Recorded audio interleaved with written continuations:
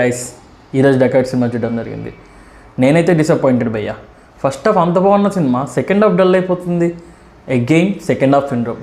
టాలీవుడ్లో రీసెంట్ బిగ్గీస్ అన్నిటికీ ఇది జరుగుతుంది. ఎందుకు? సినిమా వచ్చేసి రాయలసీమ బ్యాక్డ్రాప్లో కరోనా టైంలో జరుగుతూ ఉంటుంది. అసలు హీరోయిన్ ఎవరు, వాళ్ళ మధ్య గొడవ ఏంటి, ఆఖరికి ఏమైంది అనేది సినిమా స్టోరీ. ముందు నుంచి చెప్తున్నట్టే ఇది ఒక లవ్ అండ్ యాక్షన్ థ్రిల్లర్. కానీ అటు లవ్ సైడ్కి కానీ ఇటు యాక్షన్కి కానీ దేనికి న్యాయం చేసినట్టు అనిపించలేదు. సినిమా ఫస్ట్ హాఫ్ బాగుంటుంది. క్యారెక్టర్ ఇంట్రడక్షన్, కాన్ఫ్లిక్ట్స్, స్టేక్స్ అన్నీ బాగా సెట్ చేస్తారు. మ్యూజిక్ యావరేజ్గా ఉన్న స్టోరీ బాగా డ్రైవ్ అవుతూ ఉంటుంది ఫస్ట్ హాఫ్లో.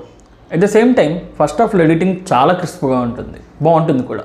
సినిమా ఒక 3 యాక్ట్ స్ట్రక్చర్ అనుకుంటే first act and second act starting వరకు బాగానే ఉంటుంది.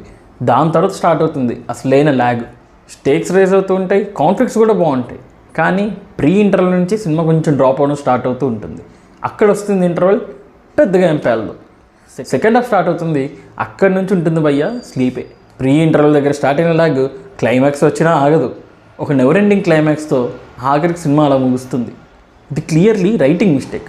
ప్రీ ఇంటర్వల్ వరకు బాగున్న సినిమా అక్కడి నుంచి కాన్ఫ్లిక్ట్స్ అన్ని రేజ్ అయ్యాక, స్టేక్స్ పెరిగాక డల్ అయిపోతూ ఉంటుంది. ప్రీ ఇంటర్వల్ వరకు మంచి పట్టు మీద ఉన్న సినిమా అక్కడి నుంచి లవ్ స్టోరీ చెప్దామని కాస్త స్లో అవుతుంది. ఆ స్లోనెస్ రాను రాను పెరుగుతుంటుంది తప్పితే ఎక్కడ తగ్గదు. అయితే ఫస్ట్ హాఫ్లో సెట్ చేసిన కాన్ఫ్లిక్ట్స్ దేనికి సెకండ్ హాఫ్లో వరకు ఆన్సర్ రాదు. పోనీ సెకండ్ హాఫ్ అయిపోయేంత వరకు వస్తుందా, క్లైమాక్స్కి వస్తుందా? రాదు. అక్కడ ఏదో ఉంది అనుకుంటూ తీసుకెళ్ళాక అక్కడ ఏమీ ఉండదు. సినిమా అంతా రాయలసీమలో సెట్ అవుతుంది. స్లాంగ్ కూడా అదలాగే ఉంటుంది. కానీ అది సినిమాకి ఏమాత్రం వాల్యూ యాడ్ చేయలేదు.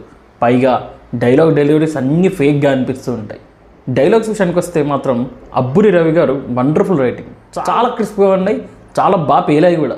మ్యూజిక్ అయితే యావరేజ్ అండి. బీజిఎం బాగుంది అక్కడక్కడ మినహాయిస్తే. సినిమాటోగ్రఫీ బాగుంది.